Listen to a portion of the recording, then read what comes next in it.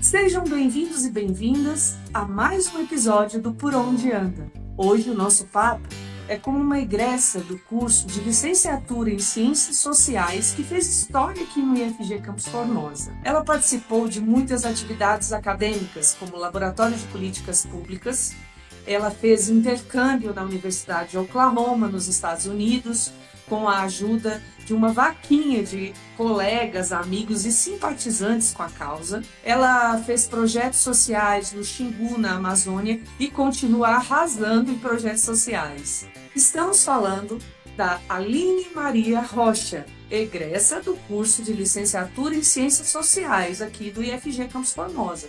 Ela estudou aqui com a gente entre 2016 e 2022. Que bom que você está conosco, Aline. Oi, Aurora, tudo bem? Como é que estão as coisas por aí? O IFG está com saudades. Eu também tenho saudade. Então, vamos começar aqui o nosso papo hoje. Aline, você vem de uma família nordestina e periférica e transformou esse contexto em combustível para buscar oportunidades. Como essa trajetória pessoal influenciou a sua escolha profissional e a forma como você enxerga a educação hoje? Olha, antes até de te responder, acho que vale muito a pena agradecer o convite e a oportunidade de poder estar trocando essa ideia com vocês. E querendo ou não, o IF é um espaço muito significativo para mim. Inclusive, acho que é um dos espaços onde eu pude aproveitar muitas experiências. E pensando nesse contexto familiar, meus pais sempre me estimularam bastante a estudar. Então, acho que desde criança eu vi nos estudos e na educação uma oportunidade mesmo de poder avançar e ser uma boa profissional. E acho que isso foi me dando combustível. Eu fui vendo que pela educação era possível fazer as coisas que eu gostaria. O que mais marcou a sua passagem pelo IFG Formosa, considerando tanto os desafios que você enfrentou, quanto as oportunidades que você abraçou, como, por exemplo, o Laboratório de Políticas Públicas, o LabDIP, né? O Centro Acadêmico e as iniciações científicas? Como você falou, foram muitas passagens pelo IAF, então é difícil dizer uma que seja bem significativa. O laboratório, por exemplo, de diálogos públicos, o LabDIP, é uma das mais significativas, considerando, acho que, as conexões que aconteceram ali. Mas se eu pudesse dizer uma que me marcou, assim, bastante, foi a entrada no IF, foi marcante para mim, porque eu acho que ela que deixou essas portas abertas. E eu lembro que quando eu entrei no próprio IF, eu entrei com um compromisso comigo mesma, que era de eu vou estar aqui enquanto faz sentido, porque eu entrei também sem o interesse, na verdade, de querer fazer o curso que eu cursei, que é Ciências Sociais, né? E um dos motivos de eu não querer cursar Ciências Sociais era pelo fato de ser licenciatura, então eu tinha uma impressão equivocada de que se eu fizesse a licenciatura, eu só teria que trabalhar com licenciatura. Então eu olhava para isso e falava, não dialoga muito com o que eu quero ser, com o que eu quero trabalhar, não quero só estar em sala de aula. Eu já tinha noção de que eu tinha um espírito multifacetado, então eu gosto dessa possibilidade de trabalhar com diferentes projetos. Mas quando eu decidi entrar no IF e fazer sociais, eu entrei com uma intenção que era, eu vou continuar aqui enquanto fizer sentido. Então fez tanto sentido que eu acabei terminando, né? Que bom, fez super sentido. Então acho que ter feito esse pré-acordo comigo mesmo fez com que eu pudesse levar o curso com leveza. Claro que isso não significa que tenha sido fácil ou que tenha sido simples. Acho que quando você escolhe fazer uma graduação, exige um comprometimento. E, por exemplo, quando eu olho para a realidade de outros colegas, por exemplo, que precisavam trabalhar, precisavam estudar, eles também tinham outros desafios. Então eu também percebo que o tempo que eu tive no IAF, eu tive a oportunidade de poder me dedicar exclusivamente aos estudos. Então, isso também contrasta muito com esses perfis de profissionais, porque existe quem precisa se desdobrar ao máximo horrores para conseguir tanto trabalhar quanto estudar. E existe, por exemplo, o meu caso, que foi onde, mesmo tendo diferentes desafios, diferentes dificuldades, eu pude me dedicar aos estudos e eu pude vivenciar essa quantidade de experiências que você mesmo citou. Sim. Você realizou também, enquanto esteve aqui, no finalzinho, acredito que eu me lembro, assim, acho que foi no final da sua graduação, você fez um intercâmbio nos Estados Unidos, né, viabilizado com o apoio de uma vaquinha coletiva, eu lembro disso. O que você fez por lá, pelos Estados Unidos? Como essa experiência transformou a sua visão de mundo e de futura profissional? Nossa, essa vaquinha, acho que não só a vaquinha, mas todo o processo de fazer o intercâmbio foi muito interessante porque foi um resgate também. Um dos motivos de eu, por exemplo, querer fazer graduação é porque eu sabia que tinha programas, políticas públicas voltadas para isso, né? Quando você estuda de graduação, na época, pelo menos, você tinha a possibilidade de fazer o Ciências Sem Fronteiras, ou o programa que é equivalente a Ciências Humanas, né? E fazer uma graduação. Mas eu lembro que quando eu entrei na graduação, a política tinha mudado.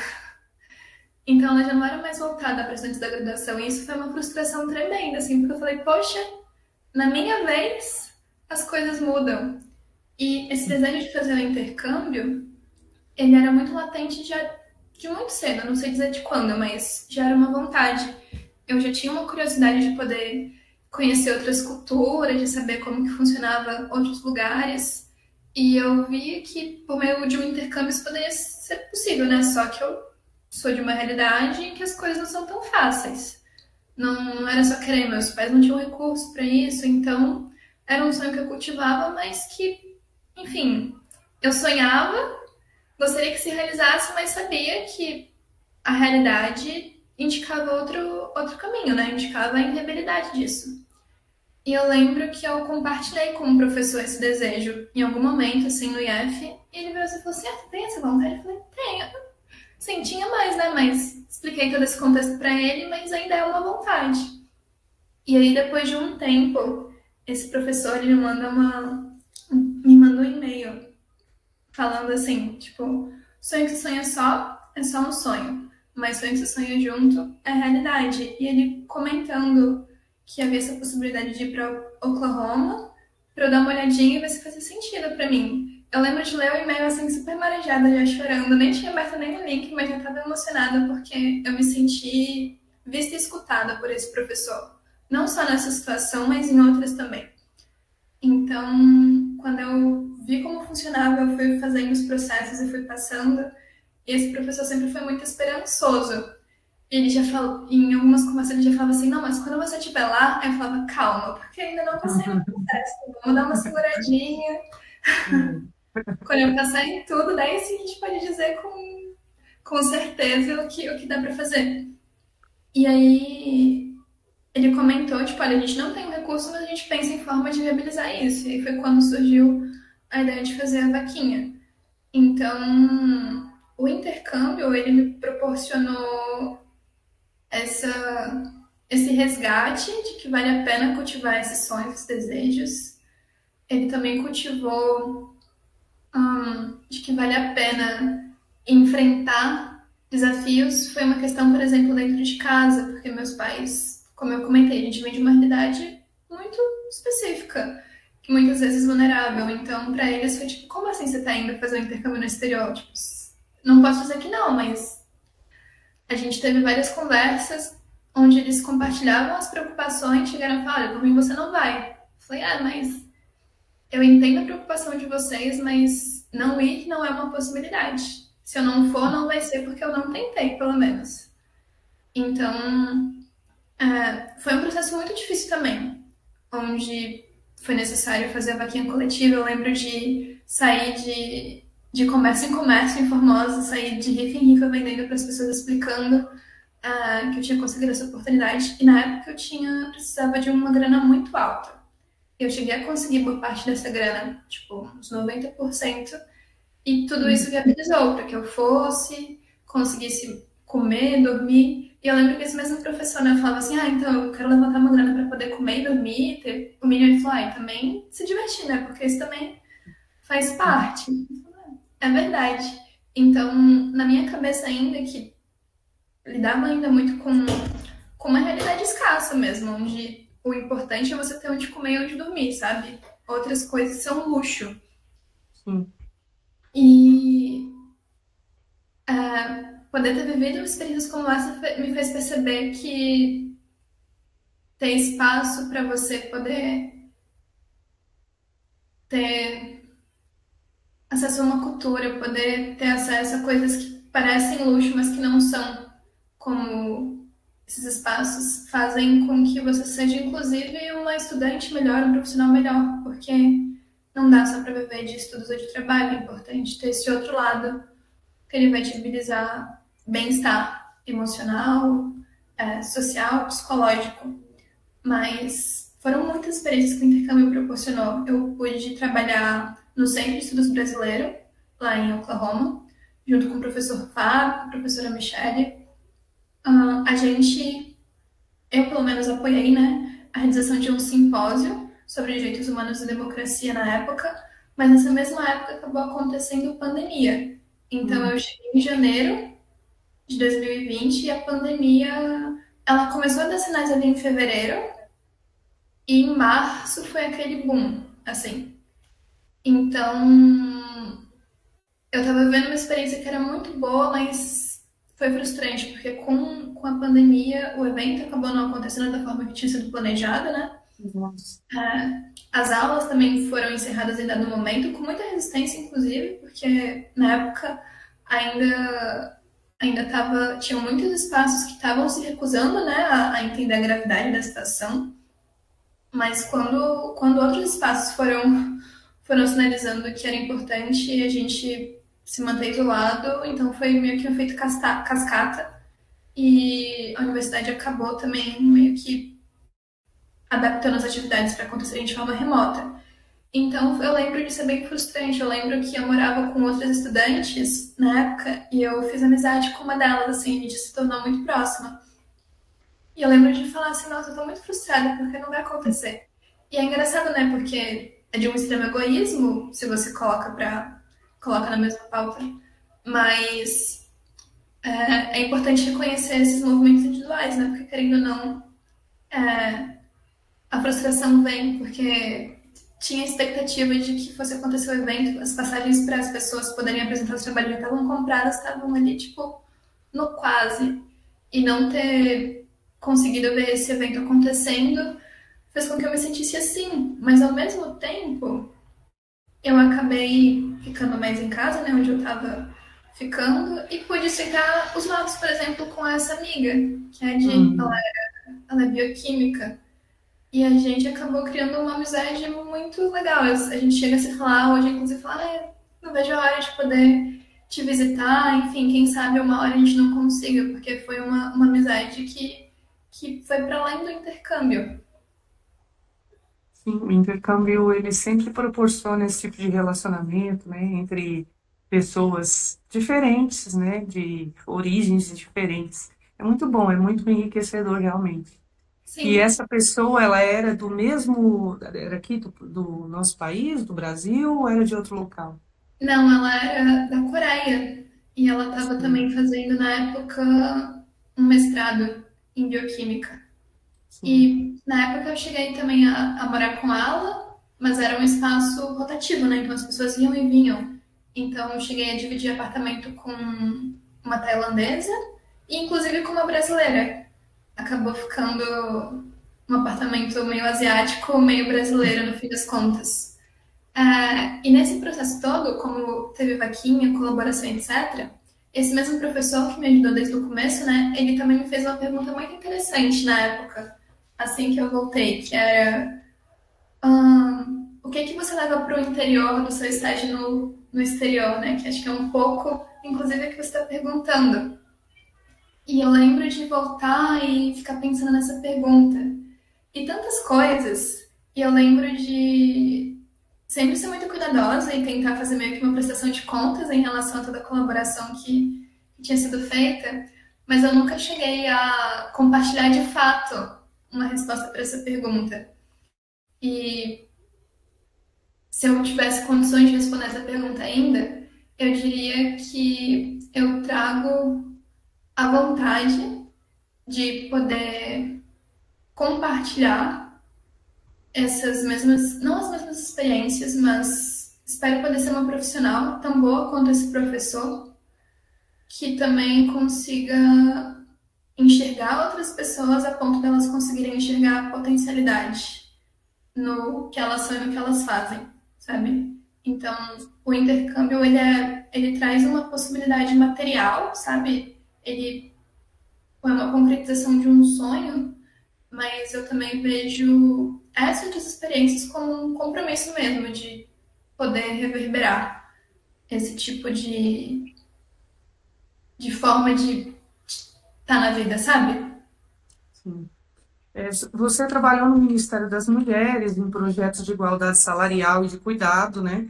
Quais avanços e desafios você enxerga na luta pela equidade de gênero aqui no Brasil?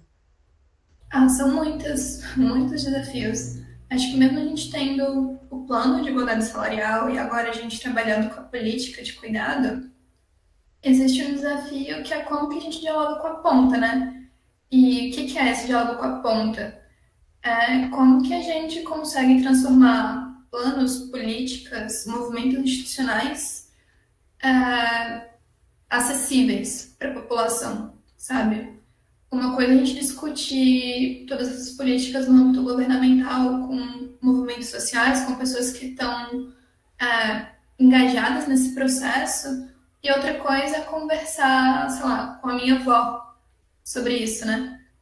Então, mesmo a gente tendo avanços, tanto em questões de gênero, mas também em questões de raça, ainda precisa um esforço muito grande para que isso se torne, para que isso seja consolidado de fato na nossa prática enquanto cultura mesmo, sabe?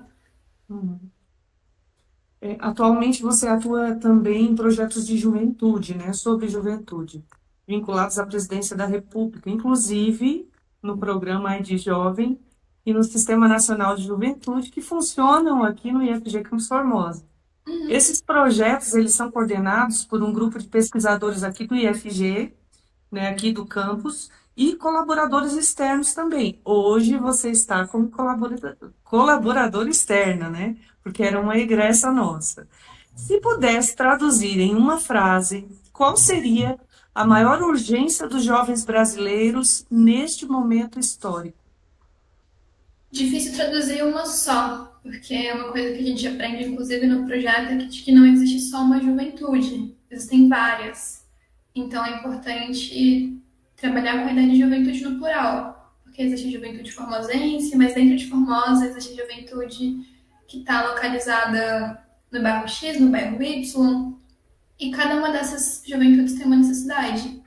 Mas se a gente fosse pensar em níveis de necessidade, acho que institucionalmente, no nível governamental, alguns processos estão sendo retomados, né? Como, por exemplo, o Conselho de Juventude vem sendo retomado, vem sendo restabelecido, isso é muito importante, pensando nessa questão da participação social institucional mesmo, da gente poder abrir espaço de diálogo entre o governo, entre a sociedade civil, para que a gente consiga, inclusive, escutar o jovem de forma mais qualificada. Mas acho que uma urgência também para a juventude, acho que eu não tenho uma resposta para isso, mas eu acho que é uma pergunta para se fazer, inclusive, para a juventude. Qual que são as urgências? Quais são as necessidades para que a juventude consiga, inclusive, expressar seu potencial? Eu pude há muito tempo lidar um pouco com esse tema, inclusive numa iniciação científica que eu fiz pelo IF, assim que eu entrei na graduação, e o tema era justamente juventude, né? Eu estudava a ocupação estudantil que aconteceu em 2016, e eu lembro de quando eu estava estudando, eu achar muito incrível as coisas que eram faladas sobre juventude, de como isso, nessa noção nós tem juventude, mas juventudes no plural. E acho que é muito difícil entender, ou pelo menos julgar que a juventude precisa ser aquilo que se torna, né? Geralmente a gente é lido como um futuro, como algo que não é, mas que vai se tornar. E acho que um passo importante é entender que a juventude é um sujeito em constante em constante movimento. E a gente tem uma energia muito grande, uma necessidade de se colocar em movimento, de fazer acontecer as coisas. Então, acho que se eu pudesse dizer o que eu gostaria que tivessem feito, comigo principalmente antes, mas agora já uma jovem que está caminhando para uma não tão juventude, eu diria que é importante perguntar para a própria juventude o que é urgente. Você está trabalhando no Litro de Luz ainda, não é? Isso. Sim. E você trabalha para levar iluminação a comunidades vulneráveis. Você foi para algumas expedições no Xingu, na Amazônia, né? E deve ter visto muitas coisas interessantes por lá. O que de mais marcante você encontrou e o que esse projeto te ensinou sobre desenvolvimento social e sobre a força da mobilização coletiva? Nossa, o Litro é um espaço muito enriquecedor. É muito bom poder ser voluntária no Litro. E eu tô no Litro não tem nem 2 anos. E em menos de 2 anos eu pude ter essas experiências que são extremamente significativas. A primeira experiência que eu tive foi essa no Xingu, ali no Baixo Xingu, no Mato Grosso. E eu lembro que quando criança meu pai me contava histórias, porque ele já conheceu algumas comunidades indígenas de andanças que ele teve por aí. Eu lembro de muito pequena ficar tipo, nossa, que legal que deve ser, né? Conhecer outras culturas. Então eu lembro que já desde pequena eu já tinha essa curiosidade. E quando eu pude, por meio do Litro de Luz, conhecer várias comunidades indígenas, eu me senti muito agraciada.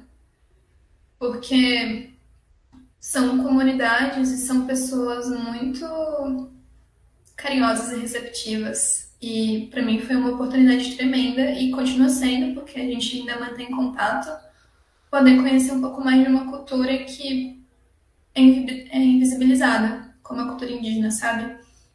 Assim como a cultura ribeirinha também, que é o caso dessas comunidades que eu trabalhei no Amazonas.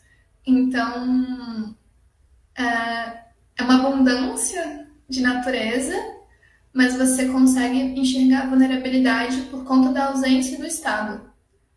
Porque necessidades básicas não chegam nas comunidades porque elas estão em situação de isolamento, né?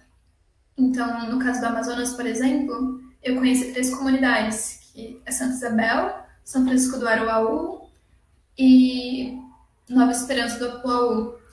E os comunitários contam, né, que quando o rio seca, eles ficam isolados, eles atravessam boa parte do rio a pé. Então, coisas da cidade não chegam até as comunidades e a comunidade também não consegue chegar até a cidade. E se chega também é com muita dificuldade. Então, são coisas que eu não tinha parado para pensar até vivenciar, sabe? Como é difícil ter essas coisas básicas. E no caso do Litro, a gente trabalha com soluções solares, né? Para que essas comunidades tenham iluminação.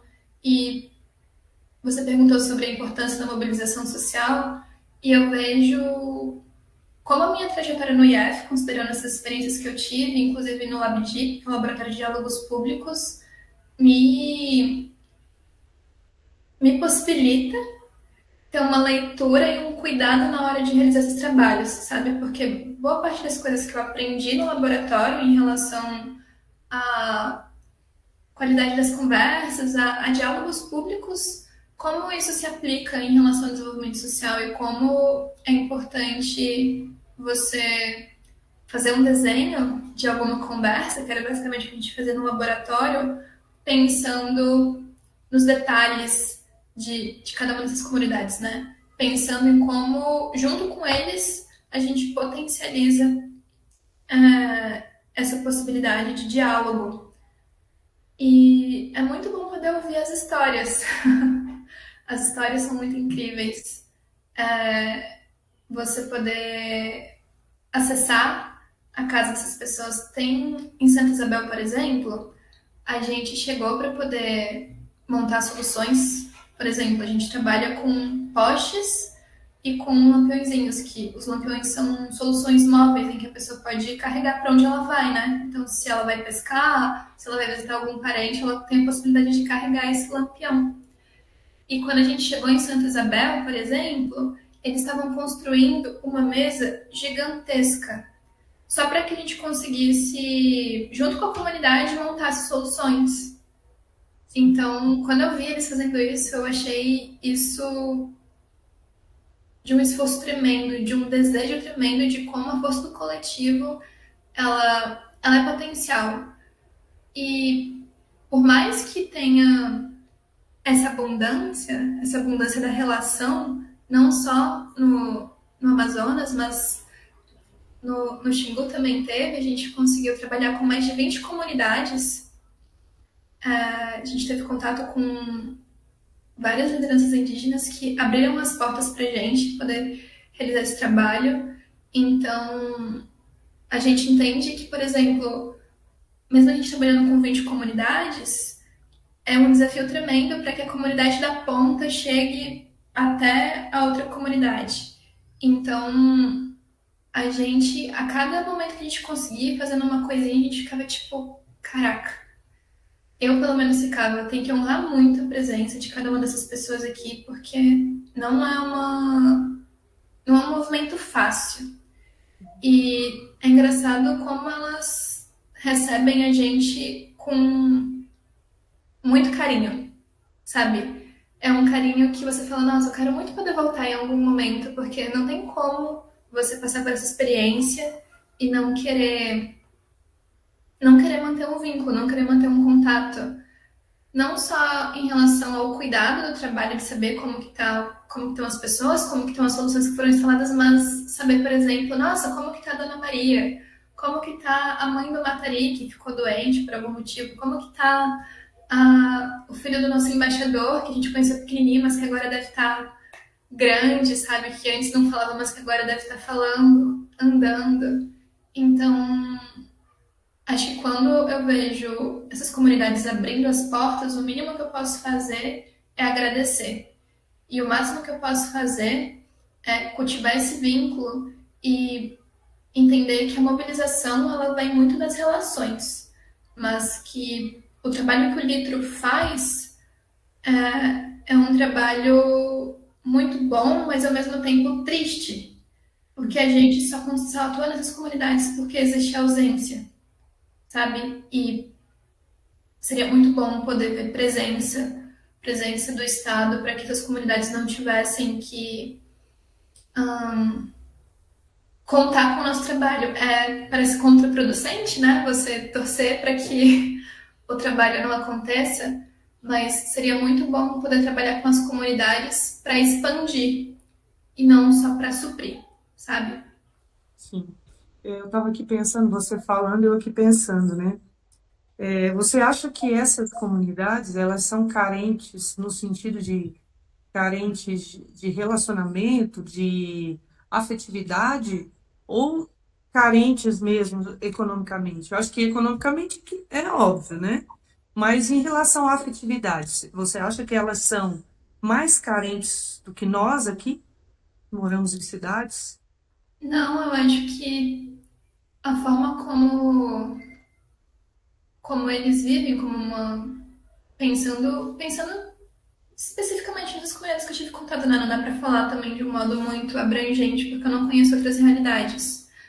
Mas a riqueza está no afeto nessas comunidades, entende? E acho que se for traçar um paralelo, a diferença é que acho que quem está aqui na cidade, acho que nós brancos, querendo ou não, se a gente coloca em contraponto comunidade indígena com outras culturas, a gente, mesmo eu sendo negra, sou vista como branca, né? Porque eu não faço parte da comunidade. Acho que a gente está mais caminhando, a gente tem caminhado cada vez mais para uma desconexão do afeto. Então a gente está vivendo cada vez mais desconectado, por mais que algumas estruturas, como por exemplo avanços tecnológicos como a internet e redes sociais, pareçam fazer um movimento contrário, né? Então, acho que essas comunidades, elas são ricas em afeto e é o que faz com que a mobilização também aconteça. Porque essa mobilização ela acontece através desse contato, desse afeto, dessa troca, que é impulsionado pela conversa, pelo fulano que conhece outro fulano, pela comunidade que mantém esse vínculo e que faz questão de manter essa presença, sabe? Aline, olhando para trás, por todo o caminho que você já percorreu, analisando o que você era antes de entrar no ensino superior e o que se tornou hoje, você poderia dizer que o IFG contribuiu para essa mudança? De que forma o IFG te ajudou? Acho que o IF contribuiu para que eu pudesse expandir os horizontes. Então, o IF ele foi essa porta de entrada onde eu consegui entender, tipo, nossa, existe mais do que eu conheço. E, querendo ou não, ele viabilizou muitas oportunidades. Então, o IF é uma porta de entrada para desbravar um mundo possível. E agora, para encerrar, eu vou fazer uma pergunta que eu faço para todo mundo que é entrevistado aqui com a gente, para todos os egressos. Que conselho você deixaria para os estudantes do IFG Formosa que, assim como você, um dia enfrentam dificuldades econômicas, sociais ou pessoais, mas sonham em transformar sua realidade por meio da educação? Eu acho que existem dois caminhos, né? Um, ele é muito poliana, que é, acho que o não você já tem, né? Então, acho que é muito importante, falando pessoalmente, de entender as necessidades, se tiver condições também, porque existem muitas realidades. Às vezes você imputar essa responsabilidade de se entender pode exigir bastante do sujeito. Então, eu entendo que é muito poliana, mas eu entendo também que essa postura não é individual. Acho que é importante que haja um compromisso institucional do próprio IF para poder viabilizar jovens, mas não só jovens, porque o IF também acaba abarcando pessoas de diferentes idades para serem bons profissionais, independente do que eles sigam fazendo. E um conselho que eu dou é cobrem do IF. Cobrem do IF para que ele consiga ser esse campo de potencialidade, porque existem. Tá, acho que faz parte dos documentos, faz parte da prática do IF, essa perspectiva democrática, essa conexão, né, entre pesquisa, ensino e extensão, mas eu acho que ainda tem muito o que fazer em relação a esses três pontos para que eles sejam efetivos, principalmente o ponto de extensão, que é essa conexão com a comunidade externa, né? Que eu acho que é o ponto que pode contribuir para que o IF crie, ou pelo menos possibilite grandes profissionais. Porque a gente aprende teorias, aprende várias coisas, mas colocar isso em prática é muito importante. Então, como que viabiliza? Em termos de recursos também. O IF tem espaços que viabilizam que a gente participe de eventos, viabilizam que a gente participe de intercâmbios, inclusive entre IFs. Então, entender como que funciona a instituição também é importante para que a gente cobre. E tenha consciência de falar, olha, eu quero participar de um evento, eu sei que tem recurso. Bater na porta do pessoal responsável por isso e cobrar, ficar no pé mesmo. E acho que ter seu grupo, sabe? Se conectar com as pessoas, aproveitar as oportunidades que surgem para além do curso que você desempenha. É muito importante. Aline, é um prazer falar contigo, te rever. Muito bom ouvir as suas histórias. Eu adorei. Lembro de você aqui pelos corredores. Muito bom te rever, realmente. E obrigada por trazer as suas vivências aqui para o nosso público que está nos assistindo hoje. E eu agradeço demais a sua disponibilidade, porque eu sei que no dia a dia as atividades são muitas, né? Então, para a gente conseguir um horáriozinho assim com vocês é muito difícil. Mas que bom que vocês nos dão ouvidos e nos amam aqui. Graças, graças. Obrigada, Aline. As portas do IFG vão estar sempre abertas para você e para os demais egressos, sempre. Ah, é sempre bom saber isso. O IF é um espaço muito, muito especial e é sempre bom saber sobre o que está acontecendo daí para dentro e como que também é possível colaborar, porque é importante também retribuir todo o cuidado que o IF, professores, servidores de um modo geral tiveram comigo enquanto estudante, assim. É sempre bom saber e eu fico muito feliz em ter recebido o convite também de poder participar desses momentos com vocês. Nosso reencontro hoje foi com a egressa do curso de Licenciatura em Ciências Sociais, Aline Maria Rocha. Continue com a gente nos próximos episódios e até mais. Até mais, gente.